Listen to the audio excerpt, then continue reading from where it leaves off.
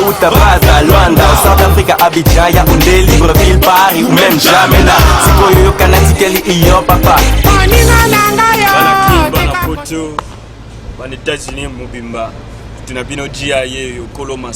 Je travaillais avec Chico, on a répété quelque part, on a répété.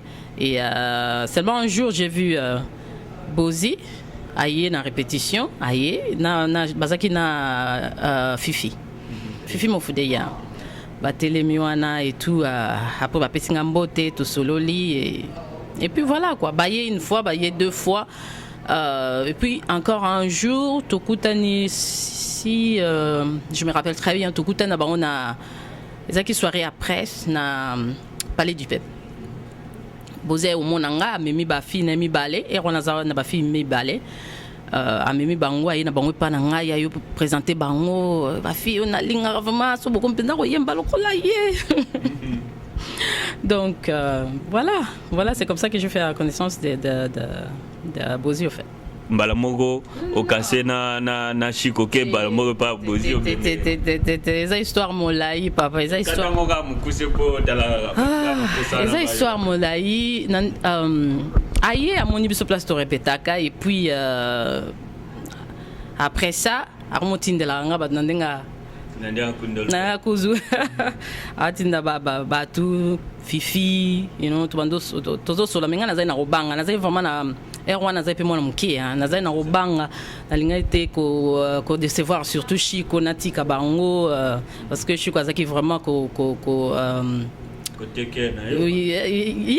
yeah, on peut dire ça.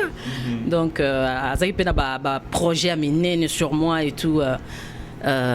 Mais l'herbe bandio ya wana tukomo solo là na comme s'intéresser parce que bon nga nazo répéter na ba Chico mais nazo mona isute quoi nazo mona ka tozo zala kaka to répéter kaka kabanzala ban to répéter kaka pardon ba poto banino bibo talaka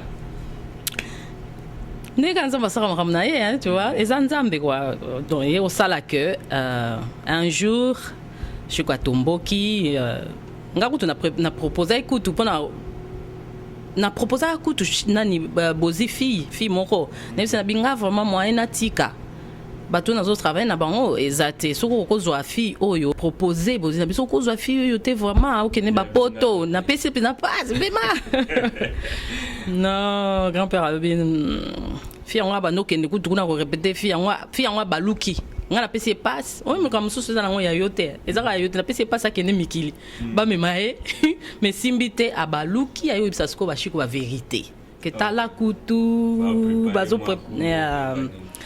bon l'air pe yindelinga ba kota ba Chico na zai suna chwate na kekuna na leki na répétition apesinga laksinga banze molere wana ba dukure ba lubwaku azo préparer pour que nous enregistrer on a poto.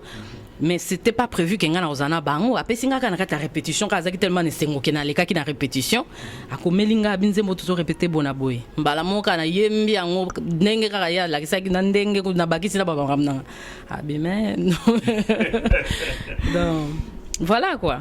Alors mais est-ce que c'est là qui teste bien Isaac kaka moi loromo wala ma ngasa na sala test te wana les test te wana dona yembi nze mo ko leka na ndenge ya salela kyango na bakisi yango susu pendeni donc c'est ça yeah donc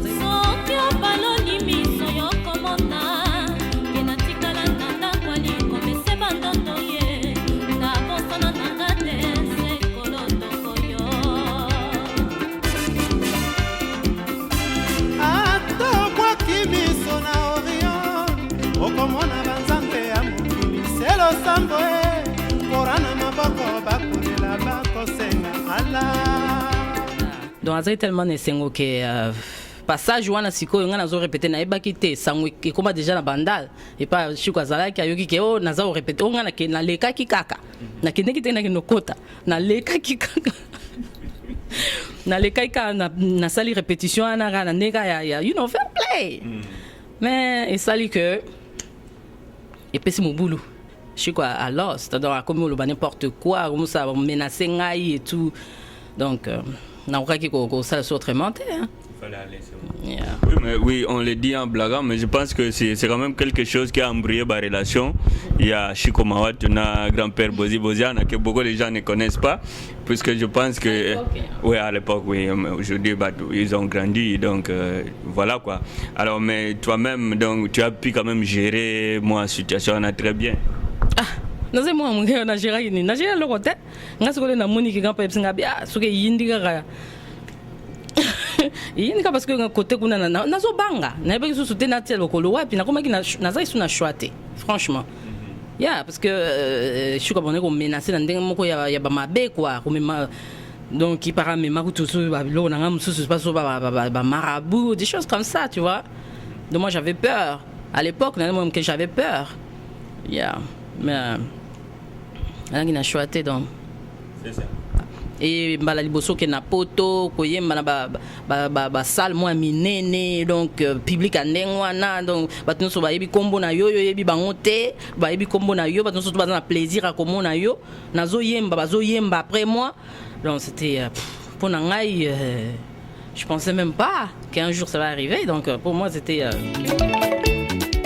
Olingona tutela ketolo atikali seko tunela banganda ya Paris Nazali komituna tina nini atikinga na mawana ngai moko Olingona tutela ketolo atikali seko tunela banganda ya Paris Nazali komituna tina nini atikinga na mawana ngai moko On parle de fétichisme, gris-gris, nini, maraboutage, nakati ya musique et tout ça. Et puis beaucoup de gens font allusion à cela. Et surtout, Yope Logola. Et Moutouazai Nanga Mouana, maintenant tu es converti. Parce que ça, c'est le dernier chapitre que nous allons aborder. Et les gens ont toujours tendance à Golobama Bakisi. Parce que yo, moi, période mouké, DS, Pena, Bimira, mais il faut au monde, ce que Betty dans moi été. Ba hôtel là nous vraiment mis canon ndengwa do bat bazo kufa ba carré ça ba accident mais est-ce que vous avez touché quelque chose au monaka mutumora ye moi ni tichango moi ma yango bosoko maboko ou quelque chose puisque c'est un sujet que nous voulons aussi développer dans Kachanine parce que beaucoup de gens font des déclarations même sans avoir vu yo lelo aux a mieux placé puisque tu t'es converti. Est-ce que au Monaï penda franchement au Monaï quelque chose il y a suspect dans la place au Boutaki Frère Gary, est-ce que si je peux t'appeler frère Gary? Non, je voulais seulement dire que interview de ça le lobo et naïba qui était dans Washington DC, naïba qui était aussi interview mais na kanisi na sali témoignage té. Donc témoignage nanga ezobima même temps my first gospel album. So, point oyo, toko tianwa entre parenthèses. Seulement. Parce que na rolinga, ezelo romo faut na vande lango venza na expliquer batu po batu va comprendre parce que y a ba idée za mo ebele, batu bazo kanisa ba idée belé, on a tout pour na fungo la penza batu va comprendre. En tout cas, ezelo romo penza il faut tout vendre, tout tianwa entre parenthèses. Toujours respecter opinion à ça na biso to chango entre parenthèses mais to fongola ngo boko yo ngo peka na bakolo state to fongola bina parenthèse na mulai po na yebi mo songe muke ya parenthèse ngana ko gérer succès wana to yebi que moi si kitoko logola yo avec tous les critères na ba succès ozala ki mungongo bina o ya ba sirène beauté et vande nango ozana grand-père Otamboli mokili mobimba. Comment est-ce que tu as pu gérer le succès puisque DS pena au matana podium ba jo bazo pe ya bakao avant comme wana est-ce que yona bozi bozai moi c'est non non jamais non te belé ba yebi donc moi c'est abozi. Non mais ça c'est l'esprit de chez nous en fait. Il faut tout changer mon esprit, tu vois. Et pas la ça ce qui va moni moi si na mon bal bazo yemba babali sibino libera. Babali sibino mais à l'époque bah yebi ke bozi avec dans moi sinaï. C'est dans moi sinaï. Non, moi je travaille seulement. Alors, comment tu gérais ce succès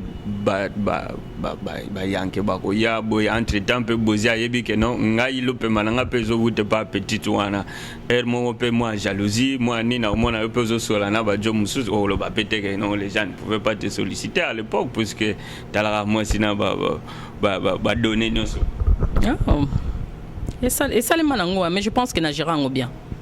Je pense que na gérango bien na gérango te que na ndenge to ba que na panza ba buso pe bandenge nini non na gérango bien. Alors qu'est-ce qui t'a marqué vraiment na passage na yo na t-shirt et loko nini penda malamu oyo otikala na ngoti